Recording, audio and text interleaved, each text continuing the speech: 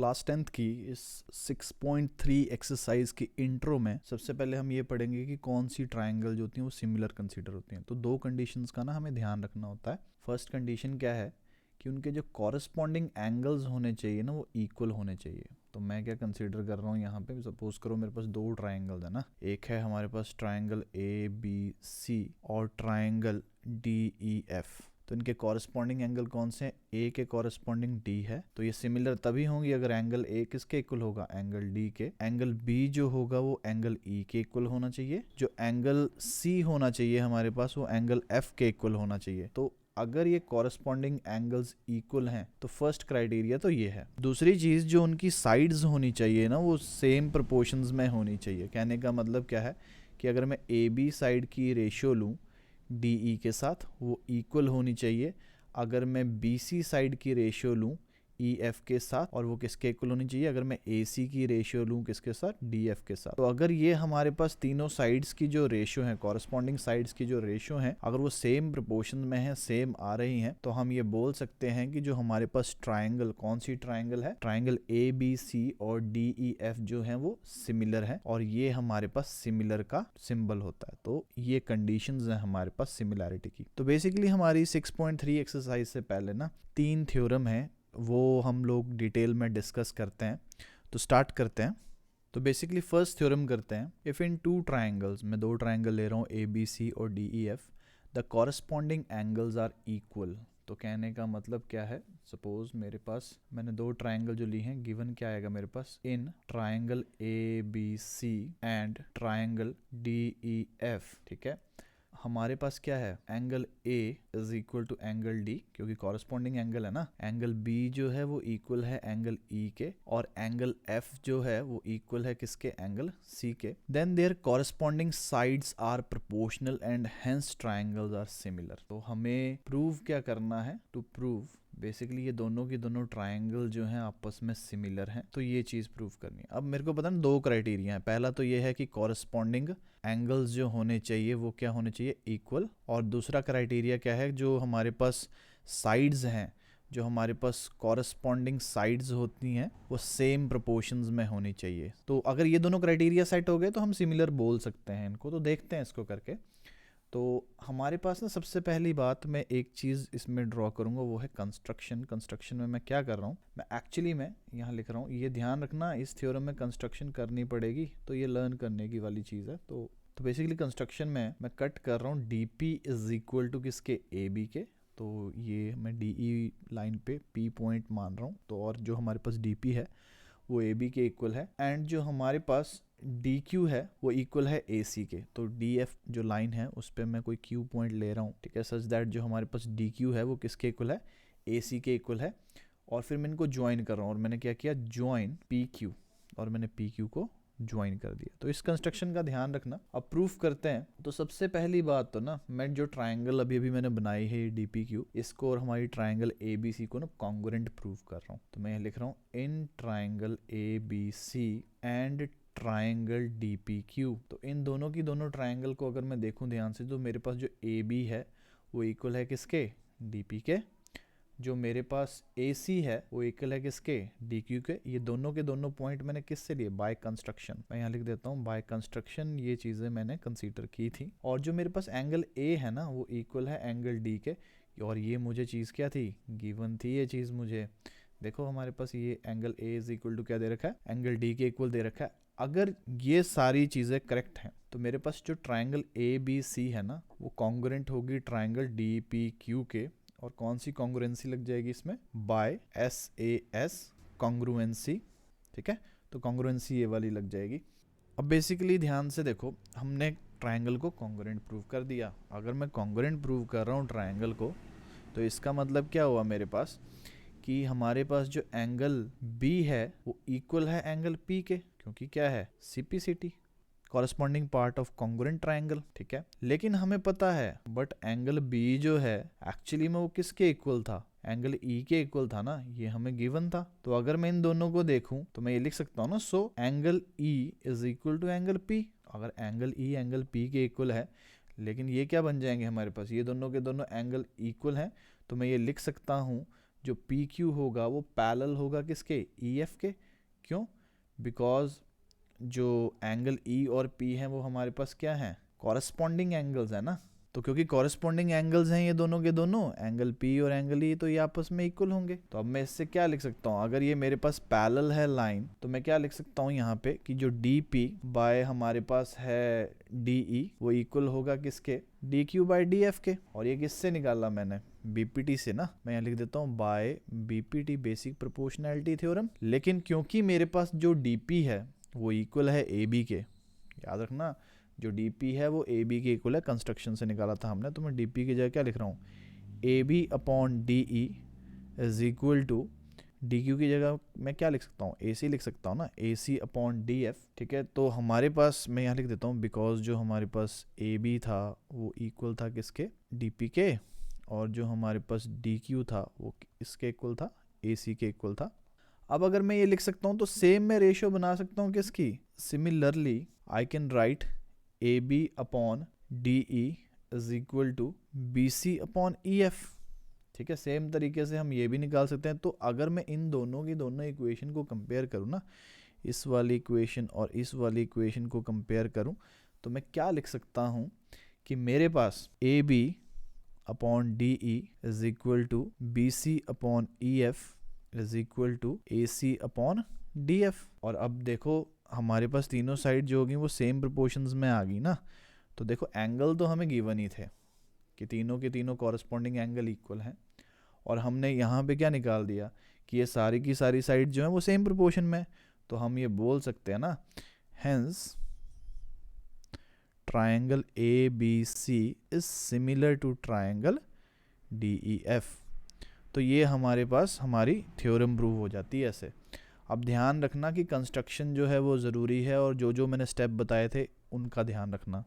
तो बेसिकली इससे हमारे पास कंक्लूजन क्या निकलता है, अगर दो सिमिलर ट्रायंगल होंगी, टू ट्रायंगल्स आर सिमिलर, अगर वो क्या हों, if they are equiangular, अगर उनके तीनों के तीनों एंगल्स क्या हों, बराबर हों। एक और चीज़ है हमारे पास, अगर दो एंगल किसी एक ट्रायंगल के, मैं लिख देता हूँ यहाँ पे, if two angles of one triangle are respectively, तो हम ये बोल सकते हैं अगर किसी ट्राइंगल के दो एंगल्स जो हों वो इक्वल हों किसी दूसरी ट्राइंगल के साथ, तो वो दोनों की दोनों जो ट्राइंगल होंगी वो आपस में क्या होंगी, सिमिलर होंगी। इसको प्रूव करके देखते हैं। हमारे पास जैसे देखो, सपोज करो ट्राइंगल ए बी सी और ट्राइंगल डी ई एफ थी, इन दोनों की दोनों ट्राइंगल में एंगल ए इक्वल था एंगल डी के, एंगल बी जो था वो इक्वल था एंगल ई के। तो याद रखना हमारे पास जो तीसरा एंगल होगा ना, देन थर्ड एंगल जो कि क्या है सी, वो इक्वल होगा third angle of second triangle, that is angle F. ठीक है, तो इसका मतलब इक्वी एंगुलर होगी ना, तो दैट मीन्स जो ट्राइंगल्स हैं वो क्या हैं, इक्वी एंगुलर हैं, तो वो क्या है, सिमिलर ट्राइंगल्स हैं। तो हमारे पास अगर ए सिमिलैरिटी है वो इक्वल होगी किसके, ए सिमिलैरिटी के। तो हम ये लिख सकते हैं। अभी हम सेकंड थ्योरम करते हैं। जो ये नेक्स्ट थ्योरम है इसमें हमें गिवन है, if the corresponding sides of two triangle are proportional then their corresponding angles are equal and hence the two triangle are similar. तो इस बार हमें साइड्स जो हैं वो प्रोपोर्शनल दे रखी हैं, यानी कि A B upon D E is equal to B C upon E F is equal to A C upon D F. हमें प्रूव करना है कि जो कॉरस्पॉन्डिंग एंगल हैं, जैसे एंगल ए इक्वल होगा एंगल डी के, एंगल बी इक्वल होगा एंगल ई के, और एंगल सी इक्वल होगा एंगल एफ के, तो इससे हमें सिमिलैरिटी प्रूव करनी है। तो इसको स्टार्ट करते हैं। तो बेसिकली हमें गिवन क्या है, हमारे पास दो ट्राइंगल है, triangle A B C and triangle D E F. इसमें जो साइड्स की प्रोपोर्शन है, साइड की जो रेशियो है, A B upon D E is equal to B C upon E F is equal to A C upon D F, ये हमें given है। हमें प्रूव क्या करना है कि जो ट्राइंगल ए बी सी है वो सिमिलर है ट्राइंगल डी ई एफ के। तो सबसे पहले तो मैं कंस्ट्रक्शन करूँगा जैसा कि हमने फर्स्ट थ्योरम में किया था। हमने पॉइंट लेना है पी क्यू, पी पॉइंट होगा डी ई पे और क्यू पॉइंट होगा डी एफ पे। बाद में हमने जो पी और क्यू है उसको ज्वाइन कर देना है। हमने पॉइंट इस हिसाब से लेने हैं कि हमारे पास जो डी पी होगा वो ए बी के इक्वल होगा और जो डी क्यू होगा वो ए सी के इक्वल होगा। तो यहाँ पे जैसे मैं लिख रहा हूँ, let us take triangle A B C and D E F such that जो हमारे पास साइड की जो रेशोज़ हैं इनकी कॉरस्पॉन्डिंग साइड्स की वो बराबर हैं। और मैंने क्या किया, डी को ए बी के इक्वल लिया और डी को किसके इक्वल लिया, ए सी के, और मैंने पी क्यू को ज्वाइन कर दिया। तो ये पी पॉइंट है मेरे पास और ये क्यू पॉइंट है मेरे पास, इनको ज्वाइन कर दिया। तो प्रूफ स्टार्ट करते हैं। मेरे पास A B upon D E जो है वो इक्वल दे रखा है A C upon D F के, ये जो गिवन है डाटा वहाँ से निकाला। अब मैं ए बी और ए सी की जगह क्या लिख सकता हूँ, डी पी और डी क्यू लिख सकता हूँ ना। तो D P upon D E जो होगा वो इक्वल हो जाएगा D Q upon D F से, क्योंकि कंस्ट्रक्शन से मैंने क्या लिखा था कि जो हमारे पास ए बी है वो डी पी के इक्वल है और जो हमारे पास ए सी है वो डी क्यू के इक्वल है। तो अगर मैं कन्वर्स लगाऊँ बी पी टी का कि इसमें D P by D E is equal to D Q by D F में, तो मैं ये कह सकता हूँ कि मेरे पास जो पी क्यू है वो पैरेलल है ई एफ के। अगर मेरे पास पी क्यू जो है वो पैरेलल है ई एफ के, इसका मतलब एंगल पी और एंगल ई आपस में इक्वल होंगे, एंगल क्यू एंगल एफ के इक्वल होगा, क्योंकि कॉरस्पॉन्डिंग एंगल्स हैं ये हमारे पास। तो बेसिकली ये दोनों के दोनों एंगल्स इक्वल हैं, इसलिए ट्राइंगल डी पी क्यू जो है वो डी ई एफ के बराबर होगी बाय ए सिमिलैरिटी। अब क्योंकि ये दोनों की दोनों ट्राइंगल आपस में सिमिलर हैं तो मैं इनकी साइड्स की रेशियो को आपस में इक्वल ले सकता हूँ। तो D P upon D E is equal to P Q upon E F. तो पी क्यू जो और ई एफ जो है मैंने उसकी रेशियो ली है, ये नई रेशियो है मेरे पास।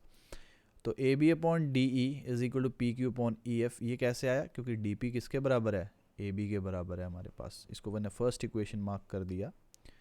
नेक्स्ट हमारे पास क्या है कि जो हमें गिवन है वहाँ से क्या है कि A B upon D E जो है वो किसके इक्वल है, B C upon E F के। अब A B upon D E जो है वो P Q upon E F के भी इक्वल है, A B upon D E जो है वो B C upon E F के भी इक्वल है।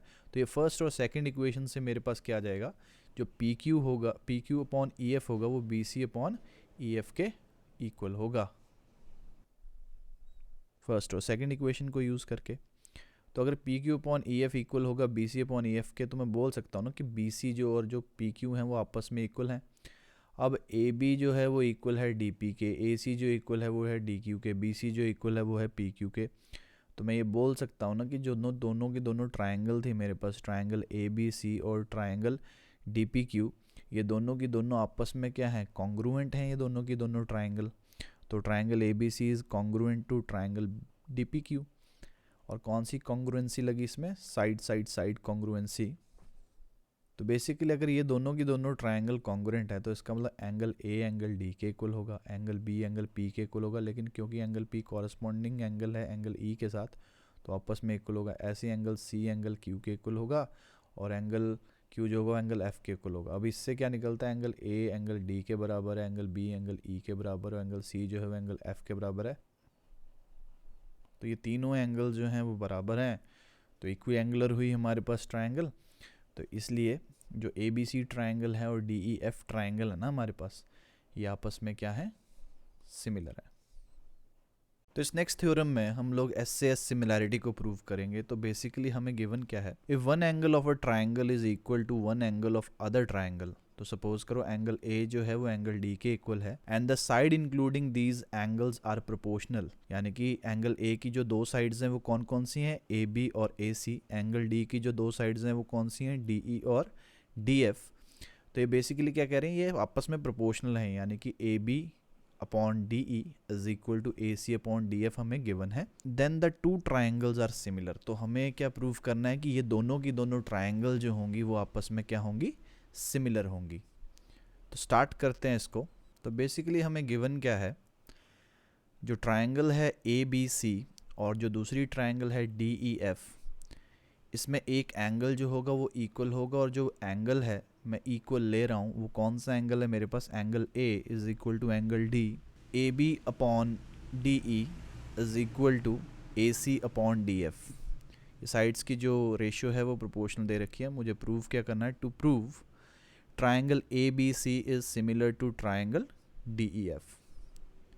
तो कंस्ट्रक्शन की अगर मैं बात करूं तो मैं क्या कर रहा हूं, मैं डी ई साइड को कट करूंगा पी पॉइंट पे और डी एफ साइड को कट करूंगा क्यू पॉइंट पे, और इस हिसाब से कट करूंगा कि जो मेरे पास डी क्यू होगा ना और डी पी होगा, डी पी इक्वल होगा ए बी के, डी क्यू इक्वल होगा ए सी के। तो इस चीज़ का ध्यान रखना। और मैंने बाद में पी क्यू को ज्वाइन कर दिया, तो D P is equal to A B है और D Q is equal to A C है।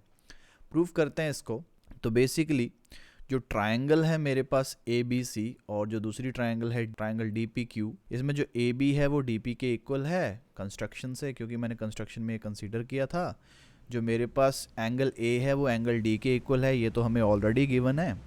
जो ए सी है हमारे पास वो इक्वल है डी क्यू के, ये भी कंस्ट्रक्शन से हम लोगों ने लिखा था कंस्ट्रक्शन में, ये दोनों साइड्स इक्वल होंगी। तो इससे हमारे पास क्या आता है कि जो ट्रायंगल ए बी सी है वो कॉन्ग्रुएंट है ट्रायंगल डी पी क्यू के।